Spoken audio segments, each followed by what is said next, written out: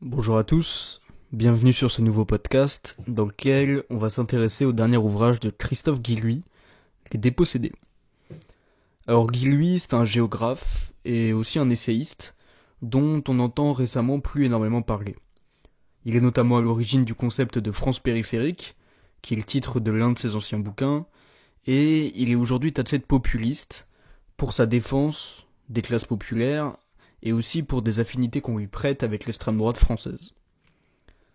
Alors sans s'apesantir sur ces débats, sur ces polémiques, on va plutôt revenir ici sur son dernier bouquin qui s'appelle Les Dépossédés. Ce titre, aux allures très dostoïevskiennes, veut mettre en lumière du coup dès sa couverture l'invisibilisation des classes populaires et la relégation sociale des gens ordinaires dont le contenu du livre souhaite expliquer les ressorts. On va essayer de comprendre dans cet audio ce qui pousse Guilluy à présenter la France comme un pays divisé entre possédants et dépossédés, et on se concentrera sur les explications qu'il va nous donner. D'abord, pour rentrer dans la pensée de Guilluy, je pense qu'une phrase synthétise bien ce qu'il essaie de nous montrer et ce qu'il essaie de synthétiser dans cet ouvrage, c'est-à-dire que la société actuelle est un modèle libéral prédateur qui exclut la majorité ordinaire des centres de pouvoir. Alors pour comprendre cette phrase qui, à mon sens, résume la pensée de Guilluy, il va d'abord falloir définir les termes. D'abord, ce qu'on entend par majorité ordinaire, qui serait exclue donc des centres de pouvoir du fait d'un modèle libéral prédateur. Alors la majorité ordinaire, pour Guilluy, c'est d'abord les perdants du modèle de la société actuelle. Globalement, les ouvriers, les employés, les professions intermédiaires, qui pâtissent d'un ordre social particulier dont ils sont les perdants. Pour citer quelques chiffres et personnifier un peu plus, et pour exemplifier et pour concrétiser finalement ce terme de majorité ordinaire, on peut utiliser quelques chiffres.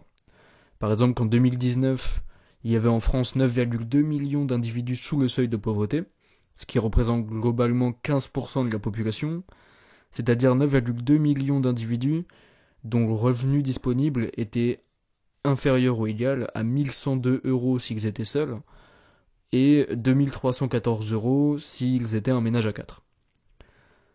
Cette majorité ordinaire, on peut la définir plus précisément, et je dirais plus scientifiquement, en s'appuyant sur la sociologie, et ce que nous apporte la sociologie dans sa définition des classes populaires, qu'elle définit souvent comme une classe qui subit une accumulation d'insécurité. D'abord une insécurité économique, assez intuitivement on pense à celle-là. Cette majorité ordinaire, donc selon le terme de Guilluy, est une majorité de gens aux revenus faibles et incertains. Avec cette incertitude quant à la capacité de régler notamment leurs dépenses contraintes, qui sont les dépenses dont ils n'ont pas le choix finalement de payer, ils n'ont pas le choix de s'acquitter de ces dépenses. Je pense notamment au logement, aux dépenses de nourriture évidemment, à toutes les taxes voilà, du fait de leur citoyenneté française. Donc voilà, ce sont les dépenses contraintes qui effectivement posent problème, non pas parce qu'elles sont trop grandes, mais bien parce que les revenus de ces gens et le capital, le patrimoine de ces gens est insuffisant vis-à-vis de la hauteur de ces dépenses. Donc une insécurité économique, ensuite une insécurité sociale, du fait d'une reconnaissance sociale assez faible, qui s'explique par l'absence d'un statut clairement défini. Par exemple, c'est un cas parmi d'autres, quand je parle de statut non clairement défini, je pense à des gens qui enchaînent des travaux en CDD, des travaux précaires, qui enchaînent voilà, les missions d'intérim, etc.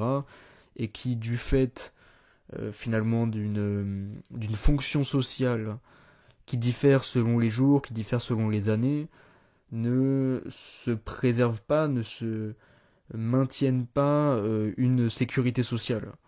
C'est-à-dire qu'ils euh, doivent rejouer constamment en société leur rôle leur rôle finalement qu'ils occupent dans la structure sociale. Ensuite, une insécurité politique. Selon Guy, lui, la voix de cette majorité ordinaire n'est pas entendue.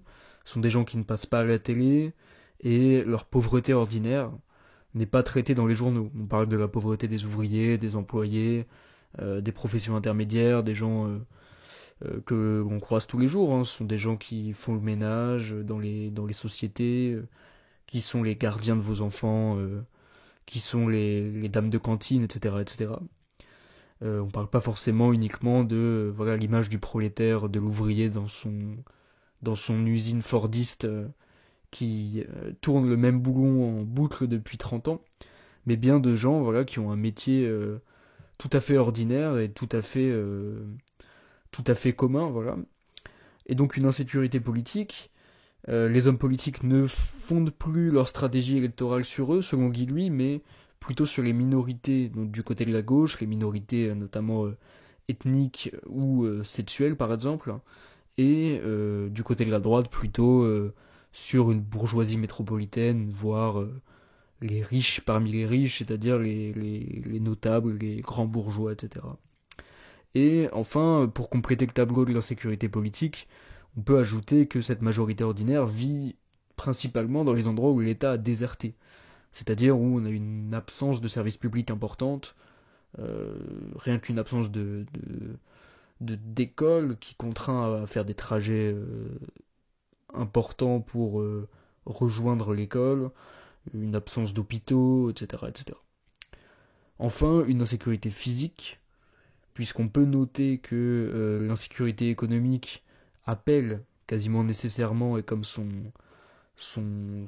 pendant à une insécurité physique, c'est-à-dire que cette majorité ordinaire appartient à la France qui saute des repas.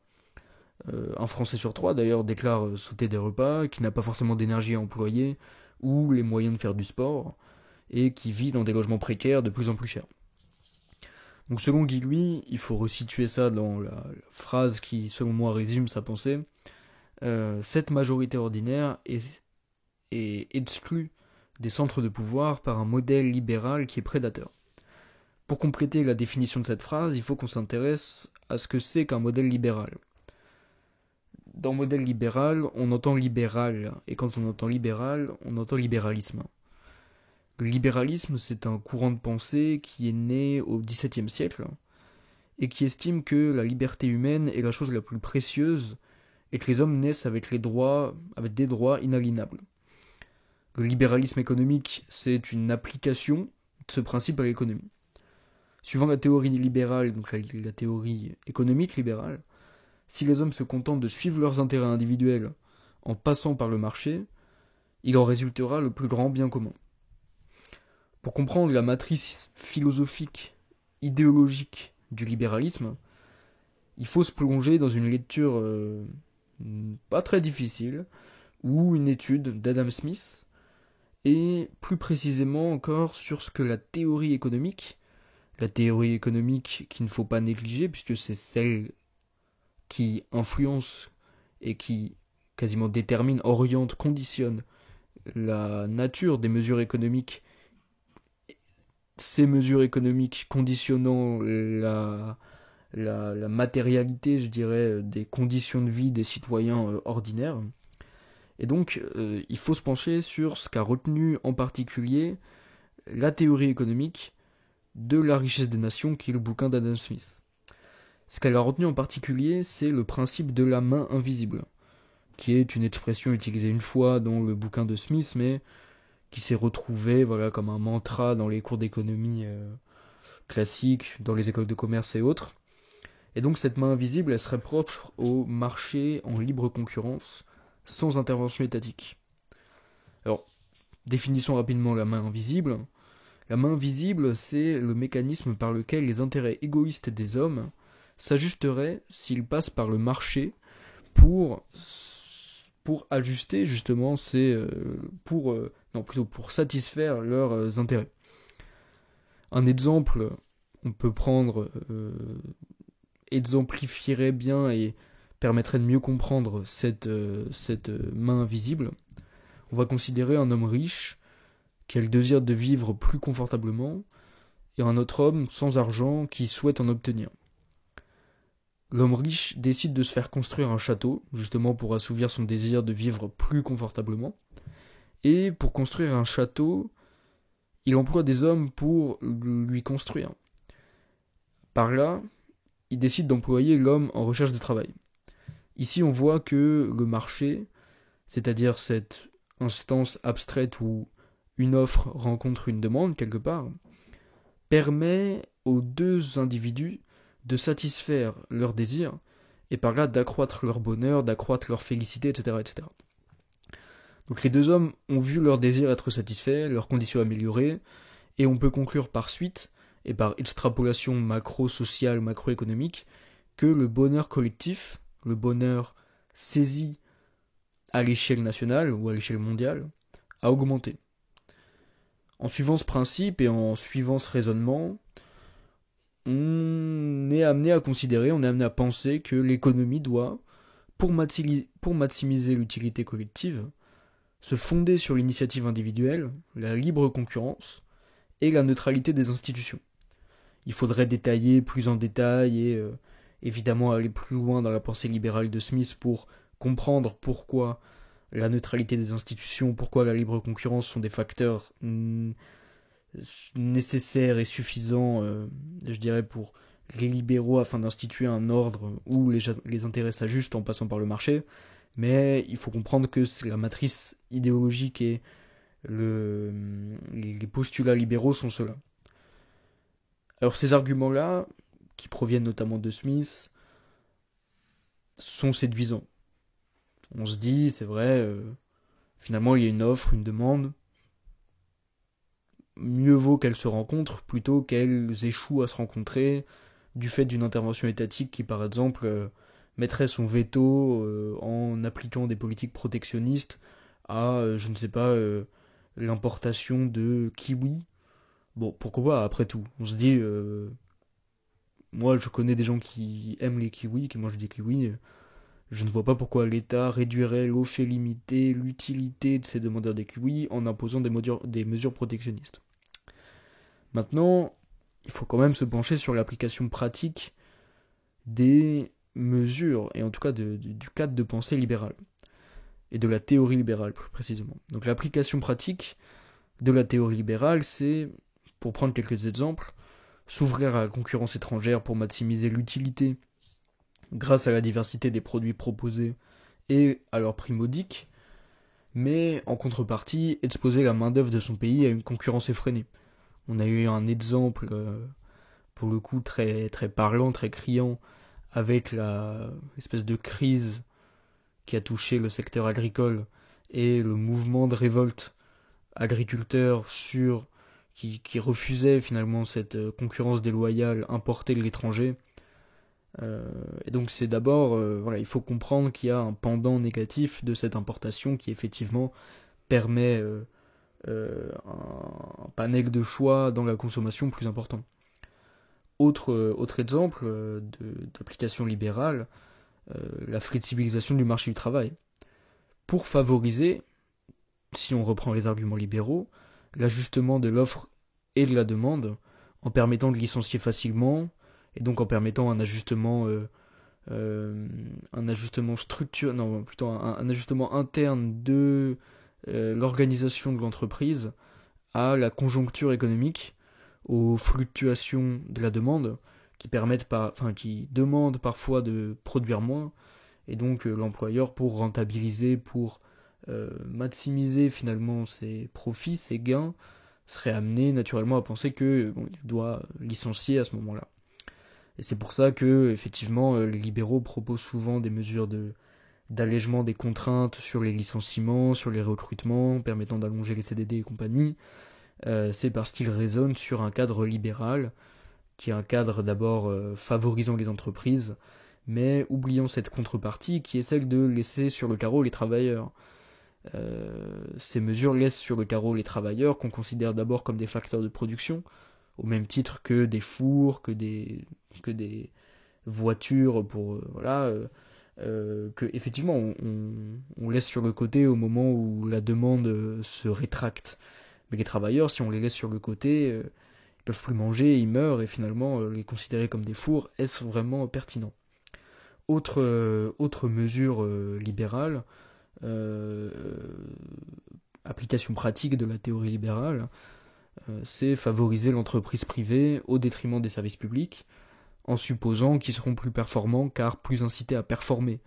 On parle ici d'écoles, de cliniques, de services de défense et de services finalement qui nous sont propres, qui nous sont proches et utiles en permanence.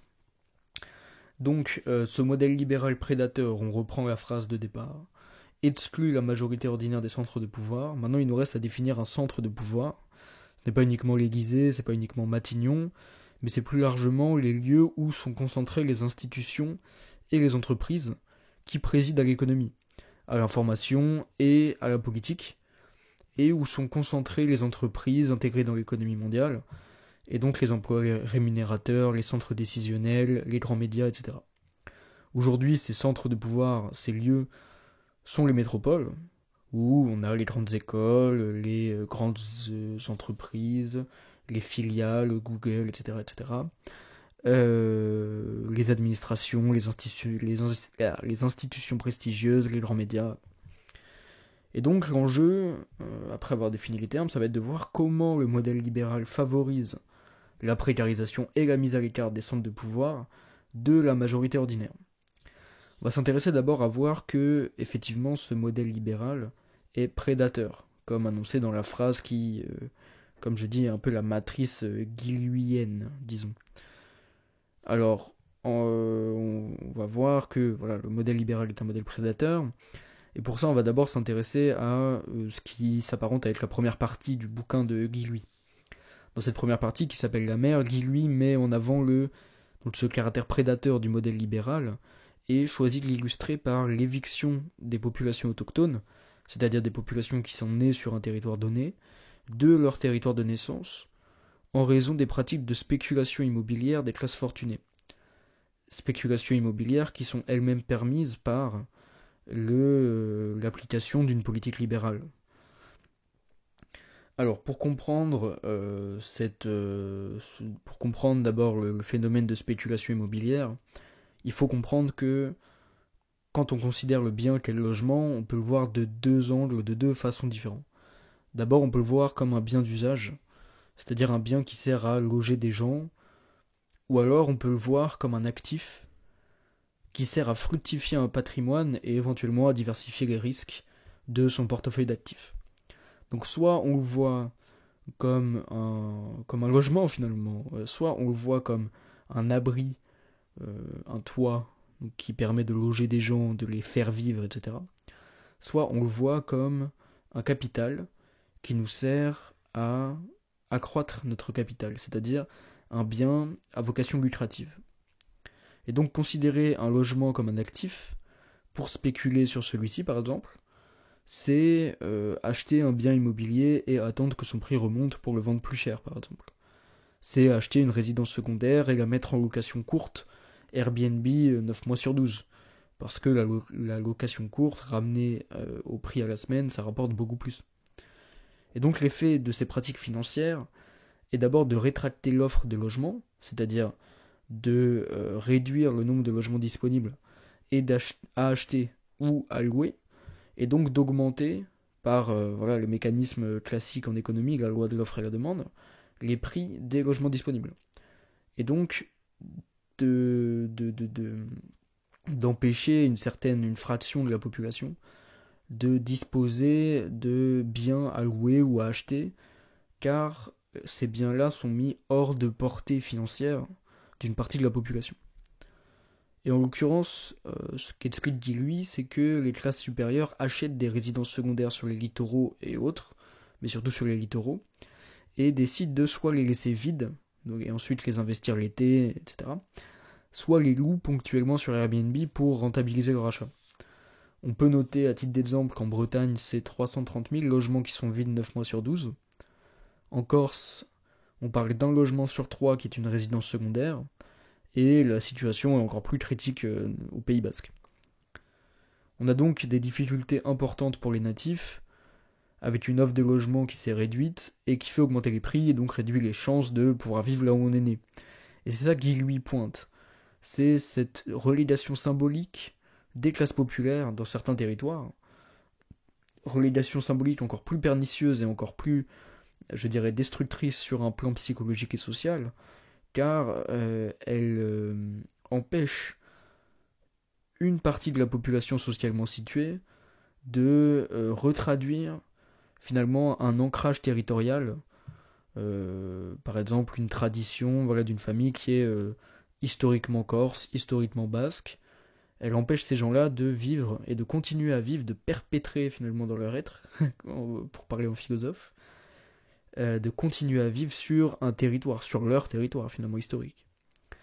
Et c'est ça que Guy lui met en lumière dans cette relégation territoriale des natifs au profit des spéculateurs ou des vacanciers. Et ici, ce qu'il faut comprendre pour toujours se rattacher à notre propos initial, c'est que cette spéculation immobilière, elle est permise par une logique libérale, donc qui est donc une logique politique. D'abord parce que chacun fait ce qu'il souhaite sans penser aux conséquences de ses actes. Donc là, on est plutôt sur une logique qui n'est pas forcément une logique structurelle, qui est plutôt une logique individuelle de pointer le comportement de ce que qui lui appelle les bourgeois, et on pourrait glisser vers Michéa et sur l'appauvrissement moral de la politique.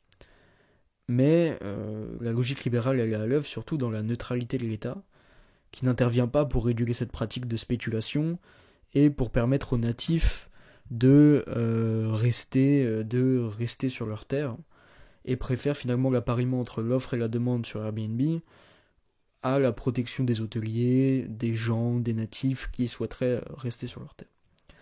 Donc, on voit ce que Guy lui essaye de montrer ici, c'est la dynamique d'éviction d'une population des territoires en passant par le marché.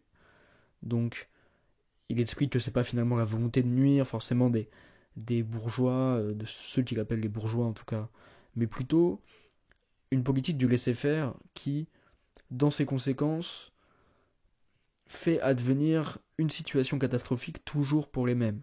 C'est-à-dire la multiple insécurité qui entraîne encore plus d'insécurité parce que passer par le marché, ça demande un capital, etc. etc. Et ce qu'il faut comprendre, c'est que là, on n'a pas parlé des centres de pouvoir, on a parlé des centres littoraux, voilà, des centres de vacances finalement.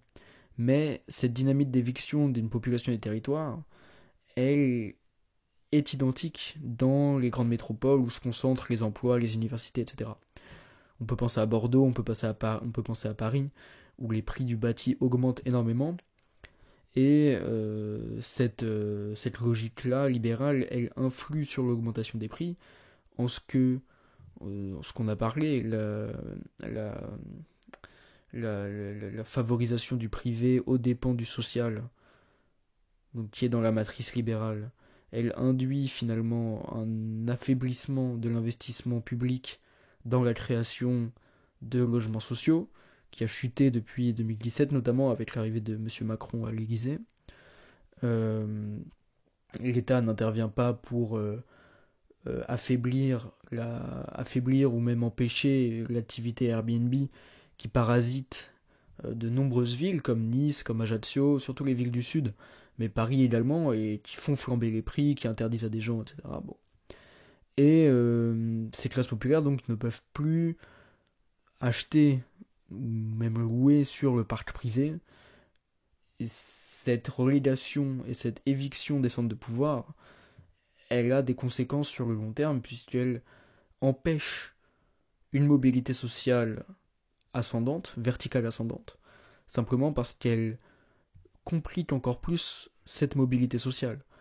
On peut penser par exemple au fait que pour étudier à Paris, on ne peut pas, en sortant d'une famille modeste, louer intramuros, ou alors on loue un placard à balai finalement. Donc, pour faire ses études à Paris, on est obligé de louer à 40-50 minutes de transport en commun, ce qui complique la tâche. Qui complique psychologiquement les journées, c'est pas évident de faire 2 heures de trajet par jour, etc.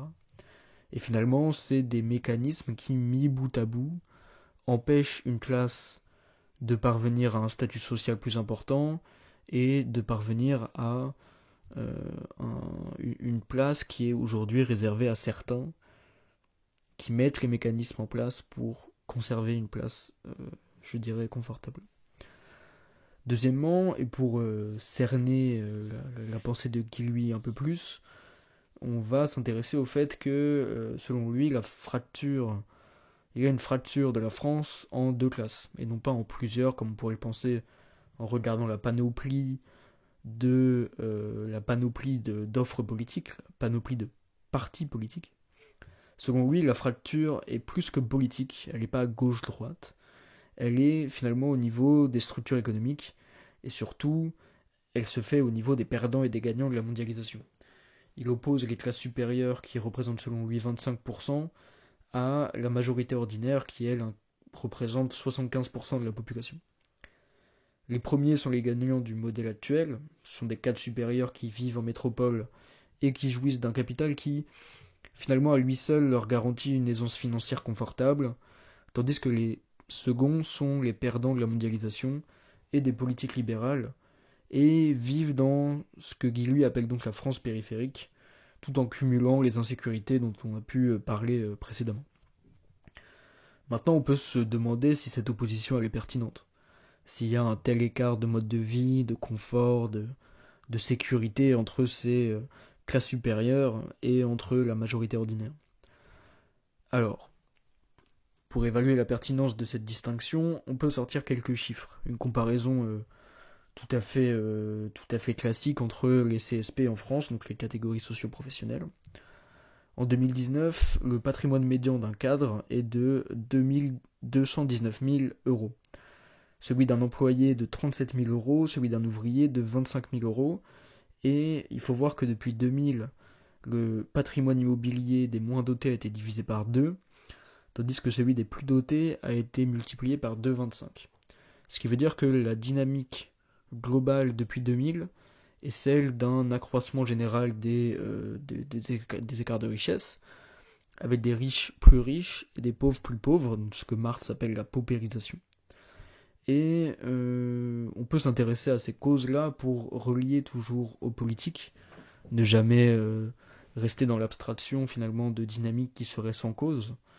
Quelles sont les causes de cet écart de richesse, de cet accroissement spectaculaire? On peut citer la mondialisation, et là directement on relie, on dresse finalement, on fait un pont avec la politique libérale, puisque c'est le modèle libéral qui favorise la mondialisation avec la liberté notamment de circulation des capitaux. La mondialisation comme cause de la dynamique d'accroissement des écarts de richesse. David Autor, qui est un des spécialistes économiques de la mondialisation, un des auteurs cités le plus, parle déjà de polarisation comme une conséquence probable, possible et in fine aperçue de la mondialisation. Une polarisation donc. Une polarisation par la spécialisation des économies pour s'intégrer au marché mondial, et les économies domestiques, c'est-à-dire les économies étatiques, favorisent les individus qui travaillent dans les secteurs dans lesquels l'État s'est spécialisé. Pour comprendre ça, c'est très simple. En France, on s'est plutôt spécialisé sur des industries de pointe, l'aéronautique, le luxe, etc., qui demandent finalement un travail qualifié, la communication, etc. Et ces gens-là sont intégrés sur le marché mondial, ils produisent énormément parce qu'il y a une demande forte, une demande extérieure très forte, et ils ont donc des revenus, des conditions de travail qui sont complètement différentes de ceux qui travaillent dans des secteurs qui ne sont pas intégrés à cette économie. On peut penser à l'agriculture, par exemple, qui n'est pas un domaine dans lequel la France s'est spécialisée. Aujourd'hui, seuls 2%, voire un peu moins de la population est agriculteur. Et donc, voilà, cette première explication de l'accroissement des écarts de richesse. Il y a des secteurs aujourd'hui qui captent les richesses, d'autres qui sont soumis à l'intervention de la concurrence étrangère et donc dont les profits se réduisent. Et une deuxième cause serait les politiques libérales. Simplement, depuis quelques années, on a un historique incroyable qui se constitue de mesures qui favorisent la flexibilisation du travail. On peut penser à la loi El Khomri, en 2005 le nouveau pacte pour l'emploi qui assouplit la règle des 35 heures, en 2007 pardon, la défiscalisation des heures supplémentaires, en 2015 le doublement de la durée maximale des CDD. Et si on commençait à penser aux, aux mesures prises sous le mandat de M. Macron, je pense que je ne finirai pas la nuit et ce podcast ne sortira jamais. Maintenant, après avoir établi que l'existant dans lequel nous évoluons est un modèle libéral prédateur qui exclut la majorité ordinaire des centres de pouvoir, qu'il est un existant offensif, créateur de souffrance, créateur d'inégalités, la question est de savoir comment un tel système puisse être encore le nôtre aujourd'hui. Comment un tel système peut-il perpétrer dans son être après avoir essuyé de nombreuses critiques qui deviennent aujourd'hui majoritaires contre le modèle libéral? Autrement dit, ça pose la question des mécanismes qui font qu'un système se reproduit malgré une prise de conscience générale de sa nauséabondité, de sa nocivité. Et à cette question, Guy, lui, a une réponse claire qu'il retraduit et qu'il évoque dans la plupart de ses ouvrages. Cette réponse, c'est celle que les gens bourgeois, que ceux qui disposent notamment des moyens de production et ceux qui s'accaparent les centres de pouvoir, ceux qu'on peut appeler le bloc bourgeois, les membres du bloc bourgeois, utilisent les moyens qu'ils ont à leur disposition pour construire un récit qui invisibilise la fragilisation des gens ordinaires et donc qui invisibilise finalement les angles morts ou plutôt qui invisibilise les angles et donc qui crée des angles morts au système dont ils profitent eux. On va voir donc ici que un autre pan de la pensée de Guy Lui qui est celle de la construction d'un récit qui invisibilise la fragilisation des gens ordinaires. Ce récit, il s'articule au cours de plusieurs moyens, c'est-à-dire qu'il prend plusieurs formes, et le discours dominant utilise plusieurs armes, à plusieurs lances finalement, plusieurs cordes à son arc, pour invisibiliser la fragilisation des gens ordinaires. D'abord, Guy lui évoque la factice dénonciation des 1% les plus riches. En cela, il se distingue de la critique traditionnelle, relayée par les médias, les réseaux sociaux, qui consiste à s'indigner de la voracité des 1% les plus riches de France ou du monde, qui, on le sait, captent une grande partie, voire la plus grande partie des richesses produites, au détriment des 99%, qui, selon ces informations, ne capteraient beaucoup moins, capteraient énormément moins de ressources. Autrement dit, cette critique procède à un découpage de la population entre des oppresseurs, ou en tout cas des dominants, des capteurs de richesse, des prédateurs de richesse, dont le capital augmente, se décuplerait au fil des années, et une autre partie de la population, riche de 99% des habitants de la planète, qui serait oppressée, exploitée par ces 1%. Quand on voit les chiffres et la richesse démesurée contre toute mesure des 1%, il est vrai qu'il est tentant d'accéder et d'adhérer à cette logique-là, à cette division entre 1% et 99%. Maintenant, la question posée par Guy Lui peut remettre en question ce paradigme. La question posée par Guy Lui, elle est simple, c'est qui permet à ce 1%, qui permet à ces Mark Zuckerberg, Bernard Arnault, Elon Musk, de capter autant de ressources, de se construire un capital qui grandit sans cesse, d'accroître leurs ressources au-delà du raisonnable, et qui valide le modèle mondialisé et libéral qui permet une telle indécence. déjà, en posant ces questions, on se distingue et on s'écarte de cette distinction entre 1% et 99%, qui, selon Guy Lui, n'est qu'une mise en scène, n'est qu'un argument finalement rhétorique, qui protège les 10, 15, 20% parmi les 99%, acquis à la cause libérale, et donc acquis à l'accumulation de richesses des 1% les plus riches. C'est-à-dire que Guy lui explique que les classes supérieures tolèrent et s'accordent avec ce modèle parce qu'il leur est avantageux. On pense ici aux élites médiatiques, politiques, les cadres des institutions, des grandes entreprises, qui ne remettent pas en question le modèle inégalitaire dont ils sont conscients de profiter.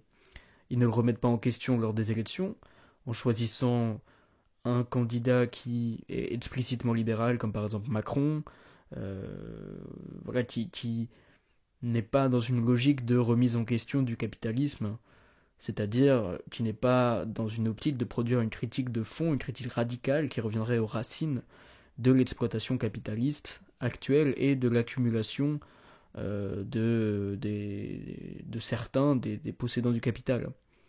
Donc ils ne le remettent pas en question par le biais électoral, ni par d'autres moyens politiques qui seraient voilà, la lutte, la mise en route de lutte par favorisée finalement par leur possession en capital qui est beaucoup plus forte que celle des classes populaires qui prennent des risques, qui finalement ont des coûts d'opportunité énormes à aller dans les luttes, qu'elles soient des manifestations ou bien des luttes peut-être un peu plus musclées pour exprimer leur désaccord avec les mesures en place.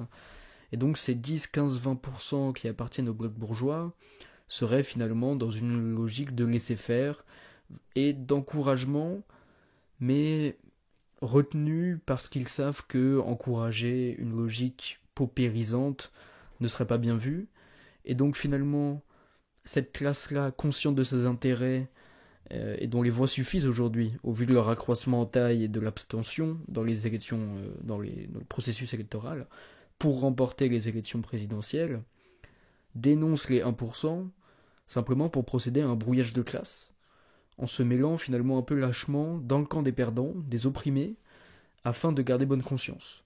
Donc là, on aurait la première pierre finalement de cette construction d'un récit qui viserait non pas ici à invisibiliser la fragilisation des gens ordinaires, mais à dédouaner une partie de la population autant responsable que les 1% des plus riches, même si, bon, ça pourrait se discuter éventuellement, en tout cas qui valide un modèle prédateur qui s'attaque principalement à des gens d'une classe différente de la leur.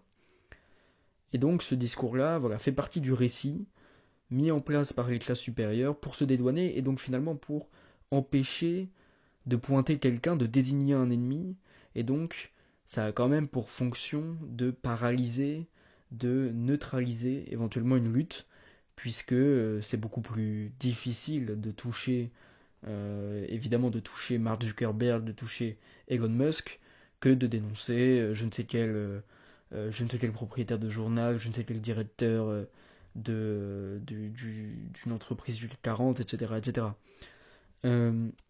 Maintenant, deuxième pierre de cette construction d'un récit, deuxième arme, que Guy lui explique, que Guy lui met en avant, c'est le spectacle médiatique qui invisibilise pour le coup les classes populaires.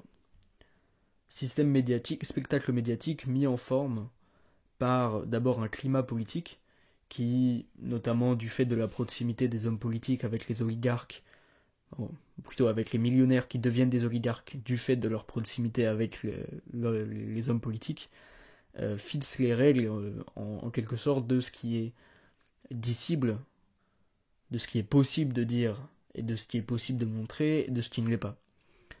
Et donc, selon Guy lui, on vit aujourd'hui dans un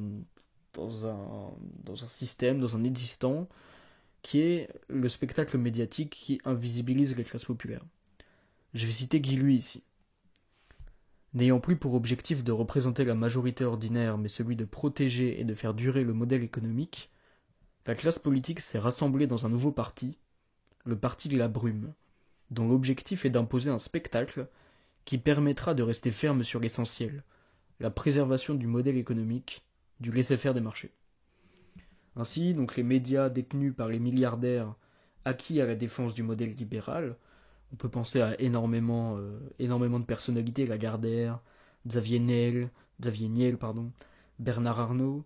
Ici, je vous renvoie à plusieurs bouquins si jamais vous voulez comprendre et éventuellement étayer votre compréhension du processus oligarchique en place en France, peut-être un peu plus que dans d'autres démocraties européennes. Je vous renvoie à des livres comme celui de David Colomb, Propagande, évidemment Juan Branco dans Crépuscule, bon, on ne va pas le détailler ici.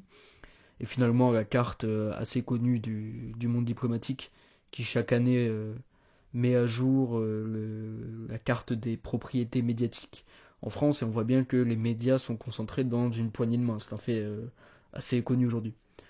Et donc ces médias, qui sont détenus par ces oligarques, construisent, selon Guy, l'image d'une société où les gens ordinaires n'existent pas, où les préoccupations des gens ordinaires ne sont pas traitées, où des débats qui pourraient servir à améliorer le sort des gens ordinaires, des salariés, des employés modestes, etc., n'existent pas selon le traitement médiatique, le traitement finalement que Guy fait du système de l'existant médiatique aujourd'hui.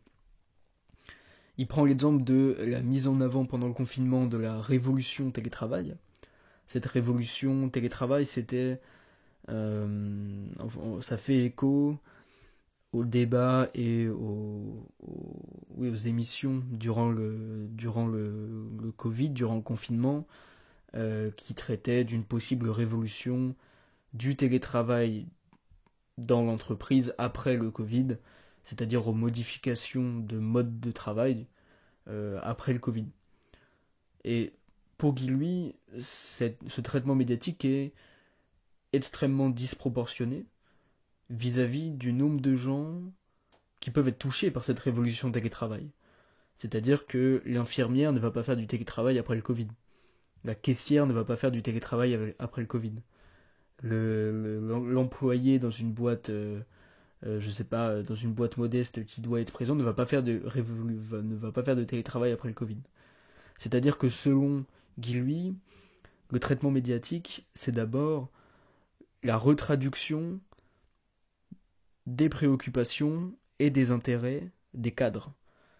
Autrement dit, le monde est dépeint à l'aune de la vie des cadres, ce qui permet, selon Guy, d'effacer plus ou moins, ou alors de substituer un existant commun, plutôt un existant de classe, à un existant commun. Autrement dit, si les médias relayaient l'information qui concerne la majorité des citoyens, évidemment on ne va pas éluder une révolution qui pourrait toucher 10-15% de la population, il n'est pas question ici de faire de la censure, mais selon Guy, les préoccupations médiatiques ont une certaine connivence, une certaine proximité avec les préoccupations des bourgeois pour éluder, pour invisibiliser celles des classes populaires, puisque traiter les préoccupations des classes populaires, ce serait inévitablement plonger dans des débats qui amèneraient à une possible remise en cause du modèle existant qui favorise à la fois les journalistes, les éditoriaux, etc., mais surtout ceux qui les financent et qui n'ont pas intérêt à ce que sur leur programme on puisse alimenter une révolte potentielle. Les annonceurs, etc., etc., ils n'ont pas intérêt à ça.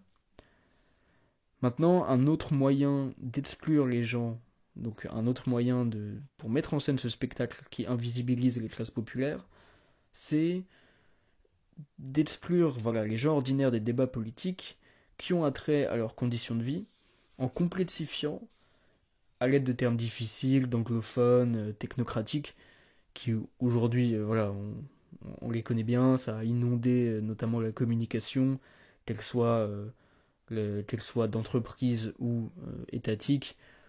On a toujours du mal, en tout cas on a souvent du mal à comprendre exactement ce qu'ils veulent nous dire. On est toujours frappé face au décalage entre la langue commune et la langue institutionnelle, ou plutôt la langue je vais pas dire la langue de bois, mais le parler communication.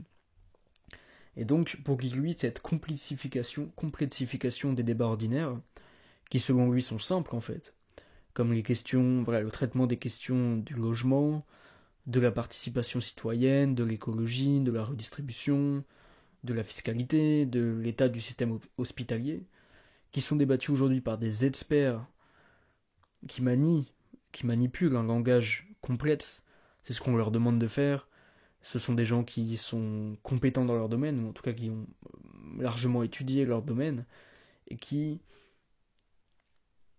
à qui on donne finalement une autorité. Mais selon Guy Lui, leurs interventions et leur légitimité monopolistique nuit à toute compréhension saine et de l'enjeu et permettent in fine d'aller dans le sens du marché en interdisant les interventions de gens qui ne sont pas experts, les interventions de gens qui veulent remettre à plat éventuellement le sujet, veulent euh, simplifier les débats, essayer d'expliquer simplement des mesures, des mécanismes, des principes qui pourraient être appliqués.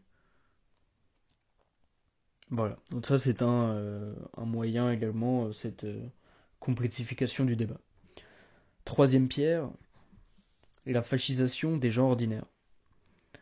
Alors, cette pierre-là, donc cette pierre de la construction d'un récit qui invisibilise la fragilisation des gens ordinaires, cette pierre-là, c'est peut-être ici que Guy Lui se fait finalement... enfin, c'est peut-être sur ce point que Guy Lui suscite l'hostilité d'une partie de la gauche ou d'une partie des intellectuels en général, puisqu'il explique que un point important de la rhétorique du pouvoir aujourd'hui, donc des médias, des politiques, des universités, enfin des lieux institués qui produisent des savoirs reconnus et relayés massivement, c'est la réduction des oppositions et des luttes populaires à des mouvements fascistes, par exemple, quand elles mettent en avant la culture populaire, pétainistes quand elles veulent défendre l'agriculture, ou populistes quand elles revendiquent la souveraineté populaire. On peut se rappeler à ce titre-là du traitement médiatique des Gilets jaunes en 2018-2019, qui était souvent décrit dans ces lieux de pouvoir comme des beaufs qui roulent au diesel et aux idées foncièrement conservatrices, racistes, fascistes, etc. etc. On peut également penser au traitement médiatique des électeurs communistes et des électeurs surtout du Front National qui sont décrits de la même façon comme populistes, fascistes, ce qui n'empêche pas d'ailleurs la montée en puissance électorale de ces forces politiques qu'on a de cesse de décrire comme étant les plus nauséabondes, les plus nuisibles pour la démocratie, le vivre ensemble, etc. etc. Ainsi, selon Guy Lui, le point de ces lieux de pouvoir, de ces centres de pouvoir, est d'abord de stigmatiser une opinion, un mouvement, afin de dissuader tout individu de s'y lier de près ou de loin. Dissuader quelqu'un de rejoindre les Gilets jaunes en disant que ce sont des fascistes, des racistes, dont le but est de casser, alors que des lieux d'expression existent pour s'exprimer justement et ne pas céder à cette violence. En fait, le but, ce serait de réduire la force du mouvement et finalement de le tuer dans l'œuf. Quatrième pierre de cette construction d'un récit qui invisibilise la fragilisation des gens ordinaires, c'est, selon Guy Lui, le jeu sur la peur. C'est-à-dire que les médias alimentent nos esprits d'images plus ou moins cataclysmiques. On pense à la destruction progressive de l'écologie, des guerres, des famines, des réfugiés climatiques.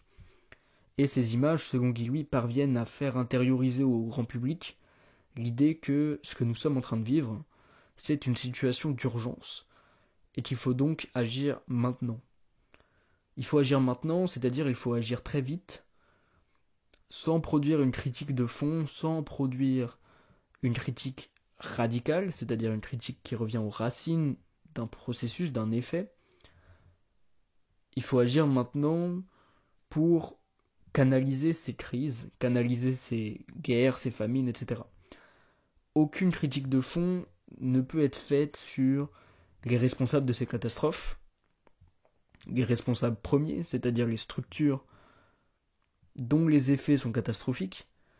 Et à ce titre-là, ce qui n'est pas assez dit selon Guy Lui, c'est que c'est l'extractivisme, c'est l'industrie du tourisme de masse, c'est la croissance du commerce international, et avec ça les transports aériens, fluviaux.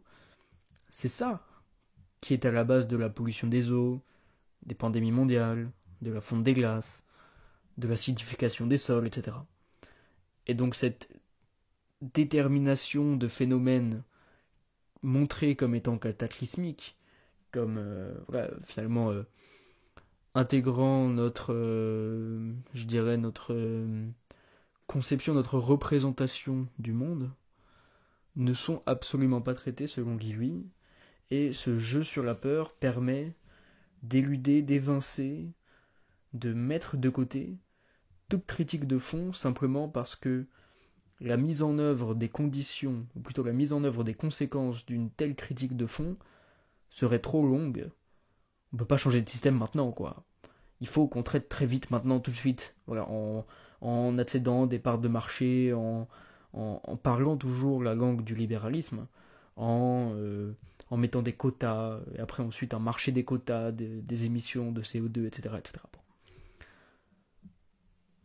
Pour conclure, enfin, non, pour conclure, sur ce livre de Guy Lui, donc on a divisé ici en deux parties, hein, grosso modo, ce que pouvait, qu'est-ce qui pouvait être retenu et comment est-ce qu'on pouvait synthétiser au mieux la pensée de Guy Lui. Donc on a vu que voilà, il décrivait un modèle libéral prédateur qui exclut la majorité ordinaire des centres de pouvoir, grâce à la construction d'un récit, et qui, en gros, ce modèle libéral se maintient grâce à la construction d'un récit qui invisibilise la fragilisation des gens ordinaires et qui dédouane une partie des responsables de ce modèle libéral. Mais si on devait conclure, peut-être qu'on dirait que ce que met en avant Guy Lui, c'est une dissonance entre des élites qui sont repliées sur elles-mêmes et les gens ordinaires. En effet, ce que met Guy Lui en avant, c'est d'abord la progression de l'incompréhension entre nos classes dirigeantes, isolées dans leur ghetto doré, et la majorité du peuple. Les gens ordinaires ont des revendications qui relèvent de l'existence, notamment avoir une fonction sociale pour se sentir exister, avoir une voix ou la possibilité d'en avoir lorsque des décisions qui les concernent sont prises, ne plus assister aux débats sans en faire partie, etc., etc. Quand au contraire, les élites et les classes supérieures conçoivent les gens ordinaires comme des pauvres dont les seules revendications seraient de l'ordre matériel. Empêtrées dans leur matérialisme et leur soif d'argent, elles s'imaginent que la difficulté de remplir son caddie est le seul motif de révolte des gens ordinaires, pourtant relégués à tout point de vue de l'espace social, puisqu'ils ne siègent ni à l'Assemblée, ne passent pas dans les médias, n'ont pas de chance d'accéder aux grandes écoles, et donc aux postes de pouvoir. On peut ici retenir une phrase de Guy Lui qui m'a paru assez pertinente, assez frappante en fait. Il dit, je cite, l'existence sociale est garantie par l'accès à une fonction sociale, pas à des prestations sociales. Autrement dit, il faut se couper de cette représentation matérielle d'un individu consommateur qui, il est vrai, s'inquiète pour son pouvoir d'achat, mais le pouvoir d'achat n'est pas l'essence d'un individu, il n'est pas parce qu'il consomme. Il veut participer, ou en tout cas il ne veut pas être dupe d'un jeu de dupes justement qui le mènerait en bateau, qui choisirait tout pour lui, etc., etc. On aurait ici donc un vrai dialogue de sourds qui mène au record d'abstention et de défiance envers le politique qu'on connaît aujourd'hui. Les campagnes présidentielles s'écourtent, elles ne sont plus prises au sérieux parce que les gens ordinaires ne se reconnaissent pas dans les discours prononcés et qu'ils ont compris que rien ne changerait sans basculement systémique. Et donc que le jeu électoral n'est pas la meilleure arme, je dirais, pour provoquer un véritable basculement dans leur mode de vie. Finalement, la question fondamentale, c'est la place de la majorité des citoyens au sein même de la société. À quel point est-ce qu'ils ont la maîtrise de leur vie et des choses qui les concernent? Se sont-ils intégrés à une communauté de destin, à une communauté d'individus qui essayent de mener la société vers le meilleur possible, ou bien se sentent-ils opprimés par un système dont il est de plus en plus évident qu'il favorise certains plutôt que d'autres? Je vous remercie de m'avoir écouté. Sur ce, bonne journée.